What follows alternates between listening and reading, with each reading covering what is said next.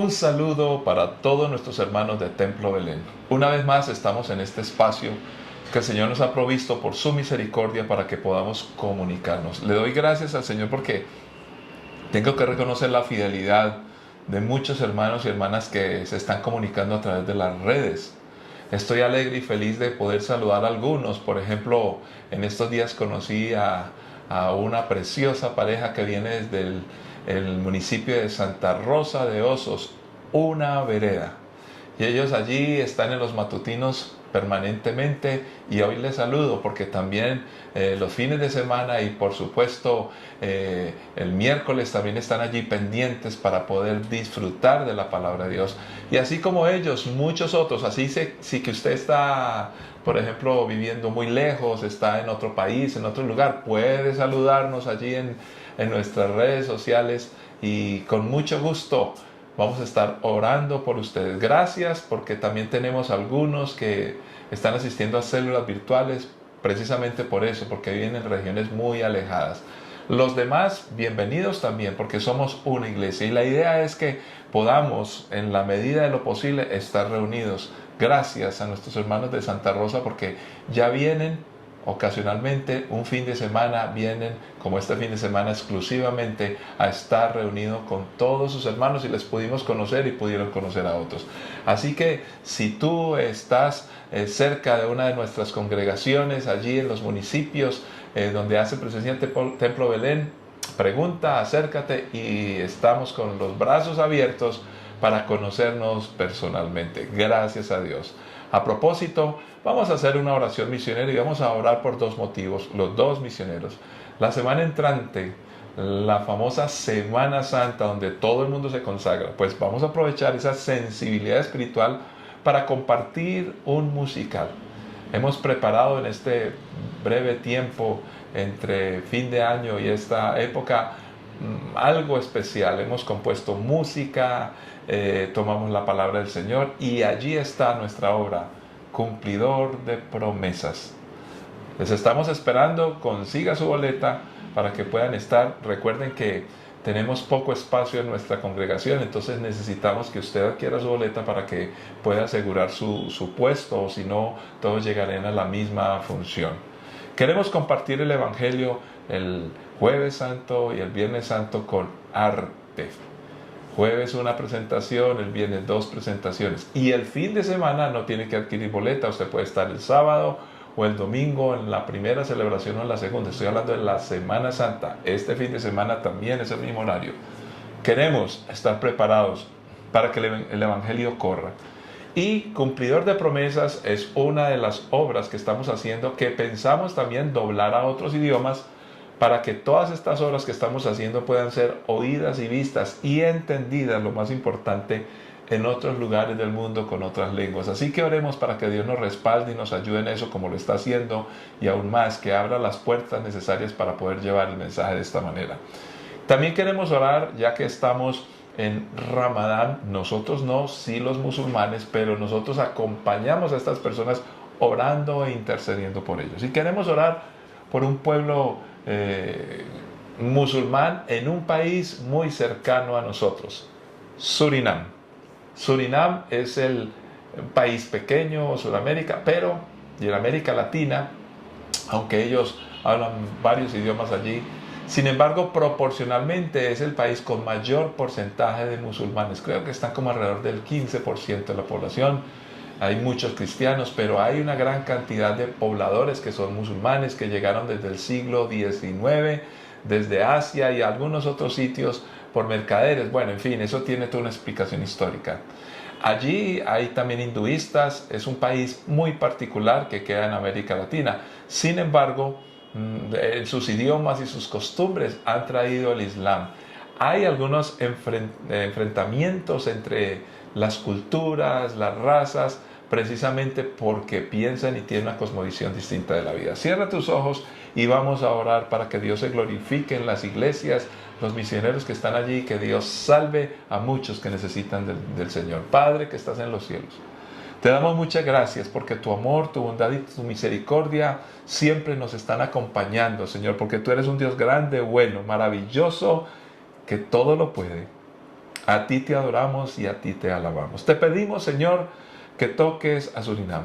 Tócalo con el evangelio poderoso, que muchos creyentes puedan llegar allí a predicar y compartir con aquellos musulmanes que están en Ramadán, que tengan encuentros maravillosos contigo, Señor, de manera sobrenatural, oh Dios. Te pedimos por una iglesia fuerte que predique el evangelio. Te pedimos, oh Dios, que te glorifiques en aquellos que han sido enviados especialmente para poder alcanzar a los pueblos no alcanzados de esta región, precisamente los que son musulmanes e inclusive los hinduistas, Señor.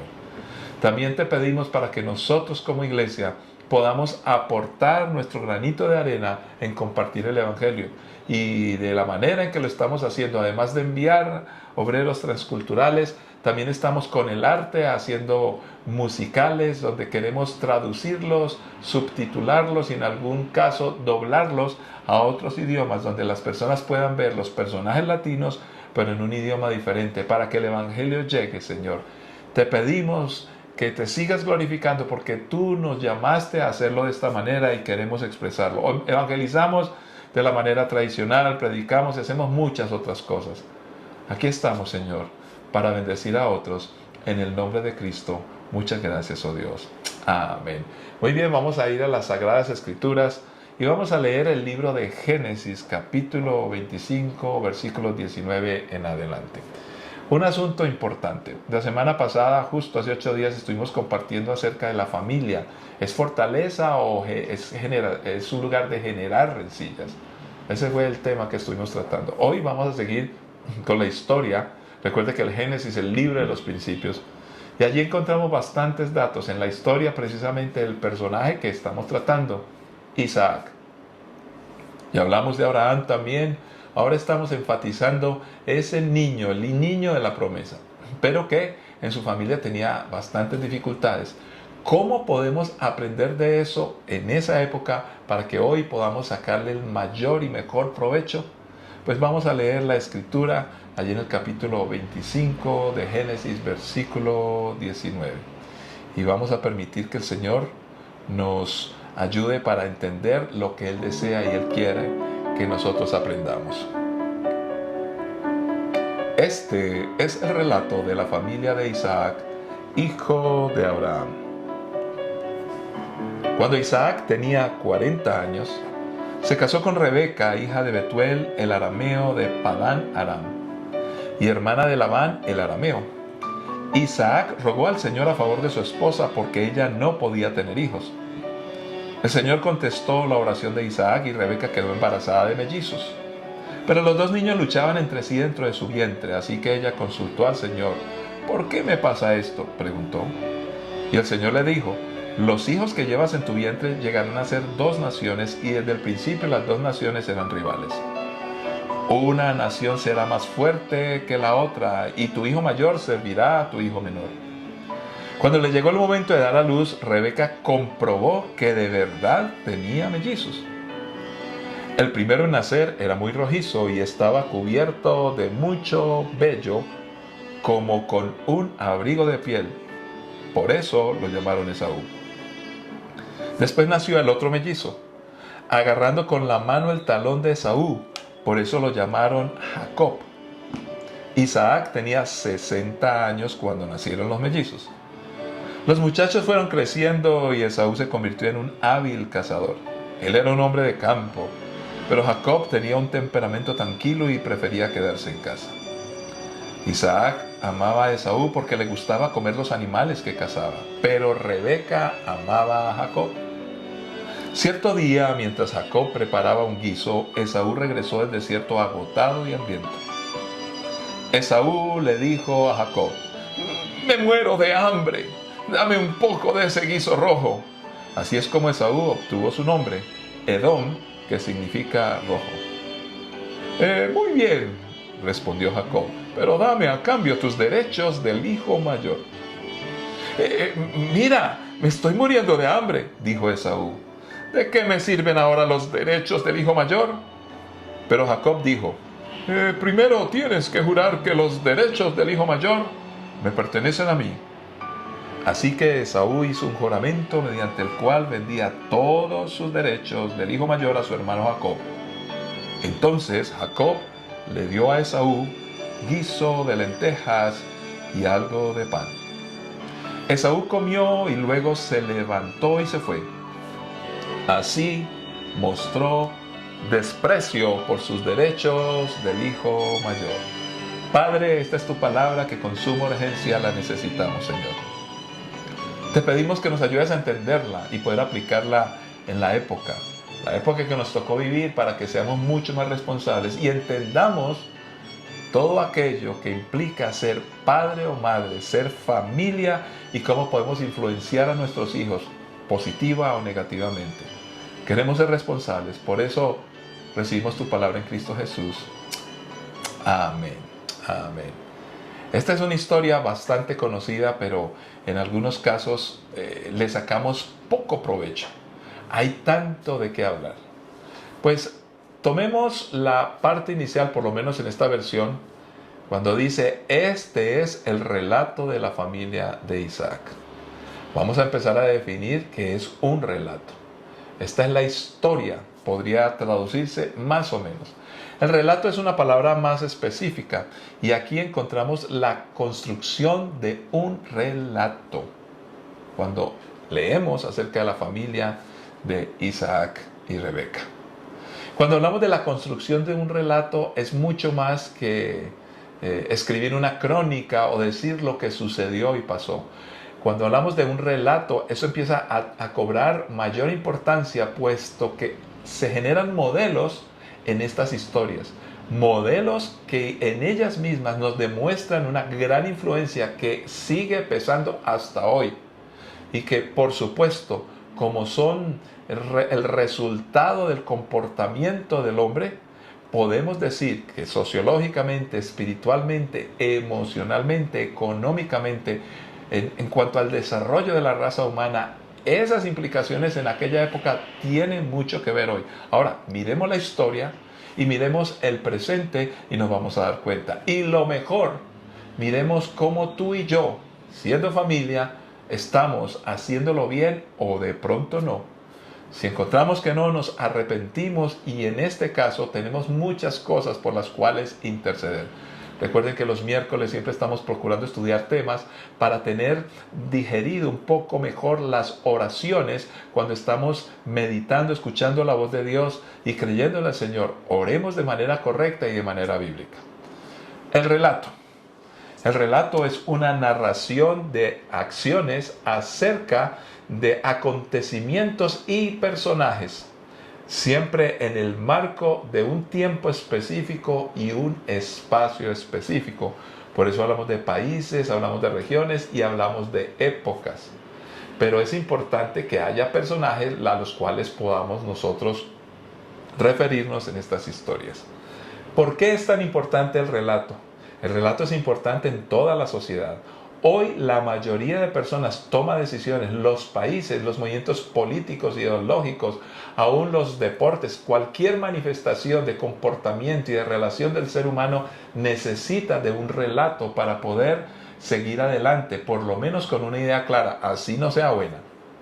Por eso es que es tan importante encontrar la cosmovisión de cómo se dieron las cosas en la creación, o, como dicen muchos otros, con otro relato de una gran explosión que es inverosímil, muy difícil de creer. Sin embargo, vamos a encontrar que en las culturas antiguas existen muchas explicaciones del origen de la vida. Y cada una de ellas tiene un relato, pero en esos relatos no solamente se habla de cómo posiblemente se originó la vida, sino que salen unos pensamientos morales, unos valores, unas construcciones que hacen que el hombre se comporte de acuerdo precisamente a ese relato. Y con el cristianismo no es la excepción. Por eso nosotros cristianos pensamos diferente y no podemos permitir que el relato que no tenga que ver con nuestras creencias se imponga. Podemos y debemos respetarlo.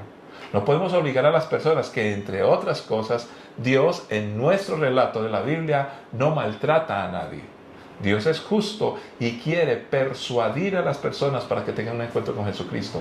Pero para eso hay bastante argumentación espiritual, emocional, histórica y de transformación evidente que el Señor ha hecho en muchos de nosotros. Así que entendamos por qué el relato es importante en este caso, según las Escrituras. Y vamos a ir a la primera carta a los Corintios, capítulo 10, versículos 1 al 5. Y dice así las Sagradas Escrituras. Amados hermanos, no quiero que se olviden de lo que les sucedió a nuestros antepasados hace mucho tiempo en el desierto. Todos fueron guiados por una nube que iba delante de ellos y todos caminaron a través del mar sobre tierra seca. Todos ellos fueron bautizados en la nube y en el mar como seguidores de Moisés. Todos comieron el mismo alimento espiritual y todos bebieron la misma agua espiritual, pues bebieron de la roca espiritual que viajaba con ellos y esa roca era Cristo. Sin embargo, Dios no se agradó con la mayoría de ellos y sus cuerpos fueron dispersados por el desierto. Vamos a mirar en un resumen cómo aquí aparece la explicación de por qué el relato es importante. En esta historia que nos está narrando y nos está contando primera carta a los Corintios, realmente nos está explicando la importancia de las Escrituras en el Antiguo Testamento. Estos relatos, esos relatos no eran solamente una narración de sucesos e historia, sino un compartir y una transmisión de valores, de pensamiento, de emociones, de circunstancias y de modo conductual o de comportamiento, de dónde sale la ética de un cristiano y un creyente. Entonces pongamos en orden con frases que precisamente aparecen por lo menos en esta versión y en las otras versiones con sinónimos, por supuesto. Dice que Pablo, muy preocupado, le dice a los hermanos, dice, no quiero que se olviden de lo que les sucedió a nuestros antepasados. Entonces, los relatos hablan de los sucesos que ocurren. Y los sucesos que ocurren especialmente, como en este caso, a nuestros antepasados, no están allí lejanos y sin ningún poder de tocarnos a nosotros. Por muy antiguos que sean esos sucesos, siempre llegan, en algo nos toca a nosotros. Por eso Pablo dice, hay que repasar, porque eso que le sucedió a ellos tiene que ver con nosotros. Y así es efectivamente hoy. Por eso dicen hoy los sabios, esto estaba ya en la Biblia, que si no conocemos la historia estamos condenados a repetirla. Esa es una versión humanista de lo que realmente hace 2000 años se escribió en primera carta a los Corintios capítulo 10 del 1 al 5. Ahora, dice que hace mucho tiempo en el desierto. Entonces ya está hablando de una época y de un espacio, el desierto, y una época muy antigua. No importa qué tanto tiempo hace que sucedieron cosas, muchas de ellas nos alcanzan y puede ser de nuestros antepasados, de nuestros padres o muchas veces a nosotros mismos. Eventos del pasado nos marcaron y hoy empezamos a comportarnos por causa precisamente de ellos. También dice que todos ellos fueron guiados por una nube que iba delante de ellos. Entonces, la dirección, esa guía que tenían, los relatos y las formas de ver las cosas, así hayan sucedido hace tiempo, establecen una dirección para todos nosotros, un patrón de conducta. Por eso caminamos y vivimos la vida de acuerdo a toda esa herencia que no podemos rechazar. Es imposible.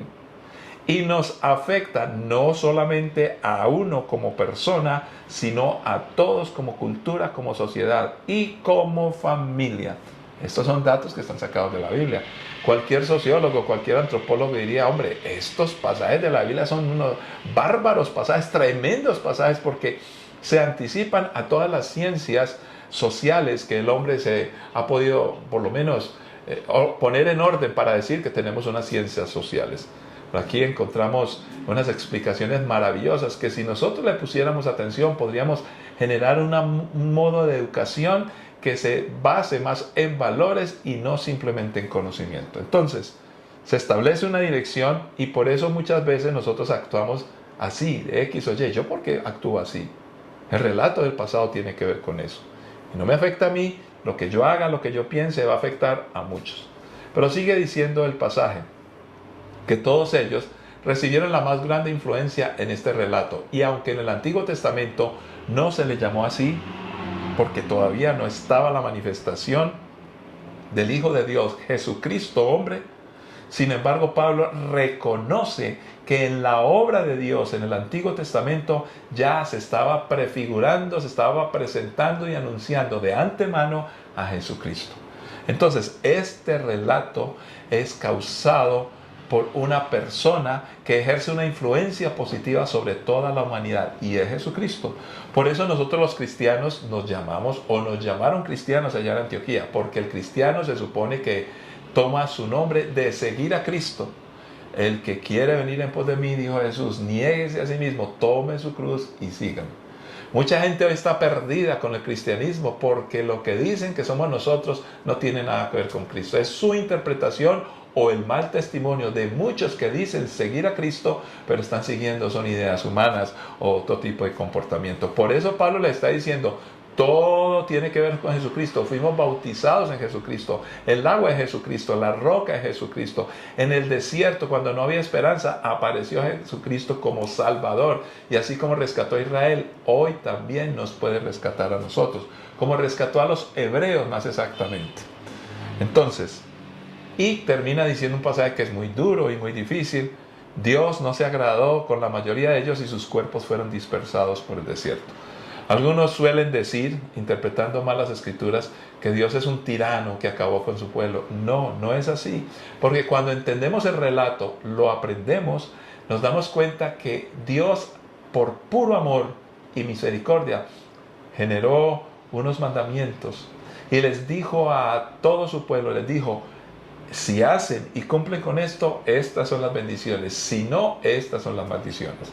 Ahora, si estudiamos cada uno de los mandamientos, no lo vamos a hacer hoy, nos damos cuenta que no son caprichosos. Tienen que ver más con la necesidad del hombre para vivir bien que darle gusto a un caprichoso Dios. Porque si cumplimos o no los mandamientos, Dios sigue siendo Dios. Dios no gana nada en términos absolutos si nosotros nos portamos bien o mal. Él es Dios con nosotros y sin nosotros. Nos creó por amor y nos advirtió por amor. Entonces, esto es algo obtuso, algo que sine qua non, no hay discusión.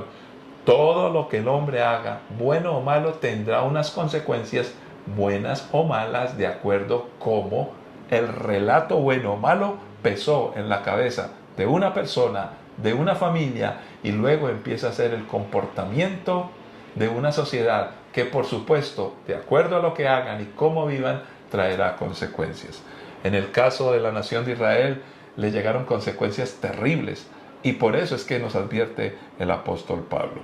Ahora miremos más adelante primera carta a los Corintios. Es muy importante tener siempre como la base bíblica de lo que Dios desea y lo que Dios quiere que nosotros hagamos y tengamos. ¿Por qué? Porque es ella la que nos ilustra y nos ayuda a vivir de mejor manera. Si nosotros no le obedecemos a la Escritura, vamos a tener problemas. Vamos a leer entonces primera carta a los Corintios 10, ahora del 6 al 8. Estas cosas sucedieron como una advertencia para nosotros a fin de que no codiciemos lo malo como hicieron ellos, ni rindamos culto a ídolos como hicieron algunos de ellos. Como dicen las Escrituras, el pueblo celebró con abundante comida y bebida y se entregó a diversiones paganas. Y no debemos cometer inmoralidad sexual como hicieron algunos de ellos, lo cual causó la muerte de 23,000 personas en un día. Bueno, vamos a mirar qué podemos decir de esta enseñanza. Hay una advertencia. Los relatos nos advierten. Por eso es importante, y los psicólogos lo hacen, estudian el árbol genealógico de la persona, porque allí se construye un relato. Por eso hay que saber de dónde venimos y por qué somos como somos. Por eso es bueno hacer terapia con la palabra del Señor y con expertos cristianos que nos ayuden. La palabra es suficiente. Los expertos cristianos tienen su experticia y su estudio tal vez secular en psicología, psicoterapia, pero como son cristianos, utilizan como marco a la Escritura. Entonces, las advertencias siempre son importantes y debemos de enseñar a nuestros hijos, advertirles. No podemos generar ese asunto, no, déjenlo que aprenda solo. ¿Por qué le vamos a generar dolor a nuestros hijos en lugar de advertirles para que no tengan que sufrir? Ahora, detrás de las advertencias hay unos valores. Los valores son muy importantes y deben ser transmitidos a las personas. El pueblo creyó que todo era superficial y no profundizó. Cuando leemos esta escritura, dice, el pueblo celebró con abundante comida y bebida y se entregó a diversiones paganas. Aquí hay un punto que no lo vamos a discutir mucho hoy, pero muchas personas dicen que los cristianos muy fanáticos no dejan disfrutar la vida. Es que no se trata de atacar los comportamientos de las rumbas de la gente o de la disolución en que vive la gente. Lo que pasa es que la mayoría, por no decir todas esas expresiones donde las personas pierden el control, pierden los sentidos, consumen droga, le dan rienda suelta a los placeres, se desbordan de tal manera que se vuelve una vida superficial. Yo voy a poner un ejemplo muy sencillo. Cuando una pareja de novios empieza a girar en torno a una relación sexual, en otras palabras, ellos acostumbran a tener pues sus noches emocionantes, de pasión y todas estas cosas. Dejan de hablar y dejan de comunicarse porque llegan al acto físico. Y el acto físico, siendo importante, es superficial en comparación de lo que la persona tiene adentro. Cuando las parejas se casan y tienen una buena relación y se aman como personas y se comprenden, la libido estará alta. Pero si no y no se entienden, pelearán y la libido estarán abajo. Por eso hay la infidelidad o por eso se abandonan. Entonces, siempre debe haber unos valores detrás de todo lo que hagamos. Y no ser superficiales, porque la superficialidad, cuando no profundizamos y vamos más allá de lo que está por fuera, tenemos problemas. Por eso, por las superficialidades que hay muerte, se acabó con la vida y ya no construían y hacían las cosas para bendecir, complementar, pensar en el prójimo, sino que empieza a reinar el individualismo. Yo le hago una pregunta a todos. Cuando las personas están de rumba, cuando las personas están simplemente dando rienda suelta a los placeres y simplemente la explicación es que mi cuerpo es mío, yo disfruto la vida, déjeme que yo soy así. Tanto dinero y tantas cosas que giran en torno a eso, ¿qué tan esenciales y qué tanto construyen realmente la vida?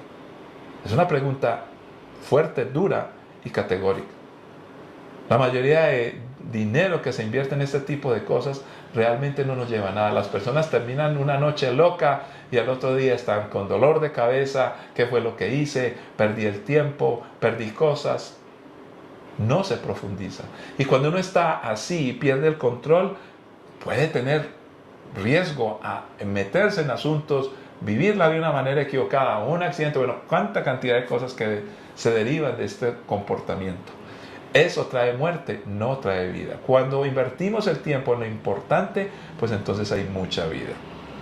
Por eso, fuera con el individualismo. Ahora, vamos a mirar el relato para concluir brevemente la receta muy preparada en la familia de Isaac. Rápidamente lo vamos a ver porque ya básicamente con lo que hemos hablado y que leímos de la escritura lo entendemos. Las cosas se cuecen lentamente y siempre hay unos ingredientes y cada ingrediente le da su toque a la receta. Y aquí estamos hablando los comportamientos del pasado, la influencia, cómo vivimos, lo que enseñaron nuestros padres, se suman como ingredientes. Eso en el tiempo se va cociendo y todos en esa cocción, todas estas cosas y todos los aromas, todas las hierbas, todas las cosas, esto es circunstancias, situaciones, pensamientos, ideas, empiezan a hacer que salga un plato, lo que nosotros somos hoy. La concepción no es fácil, porque es la vida, la cual el enemigo no quiere que se dé. Por eso es curioso entender que todas las mujeres más importantes de la Biblia en cuanto a un propósito para generar la bendición a todas las naciones, no podían tener hijos. ¿Por qué Dios escogió mujeres así? Pues sencillamente yo creo, bueno, no en todos los casos, pero en muchos de ellos, porque Él quería hacer el énfasis de la importancia, el valor de tener los hijos.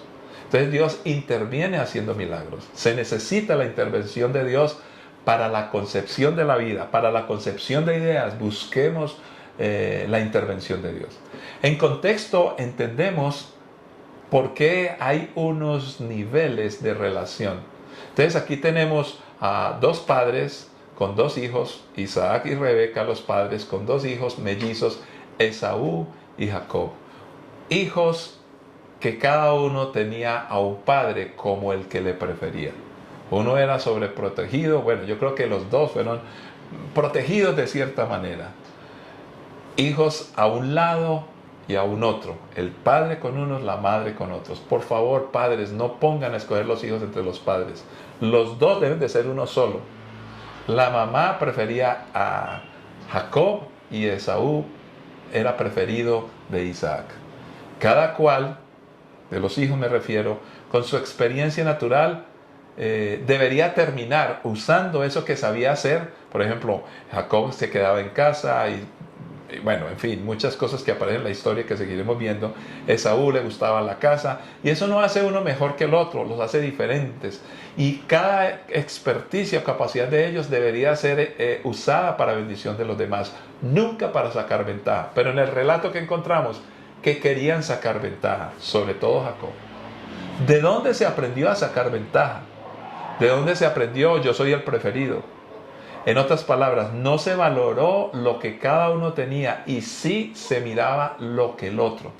Jacob quería la primogenitura y Esaú, cuando tenía hambre, en ese momento de su vida sin pensarlo, entonces quería lo que se preparó Jacob para comer. ¿Por qué ese vicio? Entendemos que desde niños, cuando los niños están jugando, siempre quieren el juguete del otro. Esto es parte de la naturaleza pecaminosa. ¿Por qué los seres humanos se sienten víctimas y de alguna manera no creen en lo que tienen y pueden hacer para cambiar por lo que ofrece otra persona, lo que tiene otra persona? ¿Por qué no nos conformamos con lo que tenemos y siempre queremos buscar lo que otros han logrado? Allí empieza la ambición, la envidia, los celos, en fin, una mezcla de cosas que van resultando de esta cocción.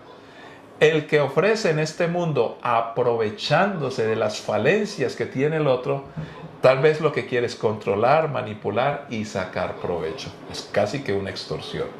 En este caso, Jacob sabía que su hermano tenía hambre. Entonces, bajo el relato, y recuerden que este fue un hijo consentido de su madre, todo eso del pasado viene desde inclusive de Abraham y Sara. Esto se empieza a repetir y ya va siendo fijado como ADN espiritual, moral, ético, emocional en la vida de Jacob.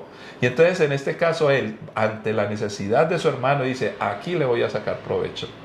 Manipulación y control. ¿Cómo hacemos para que el mundo entonces no tenga personas de esta clase?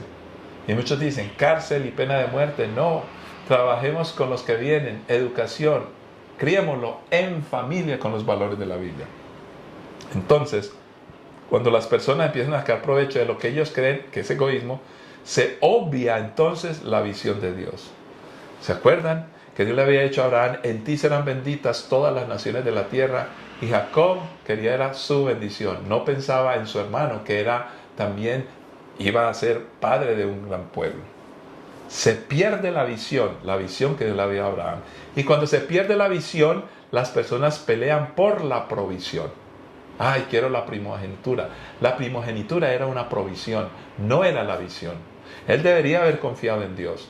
Entonces, estaba tratando de conseguir por sus propias manos todos los recursos, en lugar de centrarse en la visión que Dios le había dado. Encontramos a los hijos, que hoy los hijos no tienen una visión del futuro porque sus padres no se la impartieron. Y cuando los padres mueren, que los padres pasan, pelean por la provisión que es la herencia. Por eso hoy debemos cuidar el cómo se está construyendo los relatos en nuestro hogar. ¿Qué es lo que leemos a los hijos? Porque los muchachos leen por aquí y por allá, lo uno y lo otro, filósofos. Hay que leer, pero yo necesito un relato base que tenga moral, ética y que se compruebe es de bendición. ¿Cuánta gente hoy me habla a mí de los muchos grandes filósofos? Y cuando estudio la biografía de ellos, fueron un desastre con sus familias. Algunos fueron suicidas, algunos pusieron a pensar a todo el mundo, pero no fueron capaces de manejar su vida. ¿De qué sirve tanto conocimiento? Conocimiento perdido, mucha energía gastada y poca solución. Por eso necesitamos ser muy cuidadosos cómo hablamos. El relato es mucho más que lo que confieso recibo. Es lo que he recibido porque yo hablo lo que tengo adentro. Por eso hay que llenarse de la palabra para que cuando hablemos salga palabra. Debemos ser protagonistas positivos de la historia. Enseñar los valores donde el centro es Dios, o sea, el Señor Jesucristo, para que los demás sean bendecidos, porque si enseño y vivo este relato así como Dios quiso, entonces lo que tengo que es mío es para bendecir a otros, Allí en la familia se aprende la solidaridad, la generosidad, la ayuda mutua, la cooperación, el trabajo en equipo. Todos recibimos de Dios para seguir juntos multiplicando y creciendo. Por eso el egoísmo no tiene espacio entre nosotros. Por eso estaremos siempre dispuestos a bendecir a los demás. Ya ustedes con evidente historia pueden darse cuenta por qué el mundo está como está. ¿Por qué tanta locura? Y recuerden esto, nosotros no somos víctimas. Esaú, después de esto, se enojó porque él se sintió como víctima, lo estaremos estudiando luego. Jacob también, cuando no quería no obtenía lo que quería, entonces también creía que era una víctima. Su madre pensaba, yo no quiero que mi hijo sufra. Cuando le enseñamos a los hijos a ser víctimas, los destruimos y los matamos. Yo sé que hay victimarios y que hay gente que está dispuesta a acabar con todo el mundo. Pero una cosa es que los demás nos quieran hacer víctimas suyas para sacar provecho. Otra cosa es que yo tenga la visión de ser una víctima porque me distraigo y no produzco. Padre que estás en los cielos, oramos por cada familia, por cada hogar. Porque tu palabra es un relato y este relato nos construye pensamiento, ética, ideas.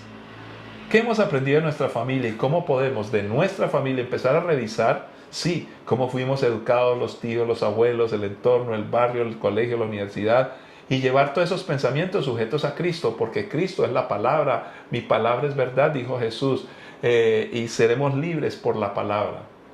La verdad cambia y transforma, y Jesús es el camino, la verdad y la vida. Oh Señor, gracias, porque estamos conociendo la verdad para ser libres, porque es el relato de la Escritura que nos ayuda a recomponer, a corregirnos. Ayúdanos a construir relatos que vengan de la palabra con ejemplos en nuestra vida para que nuestros hijos y las futuras generaciones estén en bendición. Y por supuesto, con un relato fuerte, sostenido y de testimonio, entonces esos otros relatos mentirosos que destruyen y están construidos para dañar, para quitar la vida, no tendrán poder sobre nosotros y lo que tendremos es bendición y bendición en abundancia. Para tu honra y gloria y para bendición de muchos, porque tenemos visión clara en la Escritura y la provisión viene por añadidura en Cristo Jesús.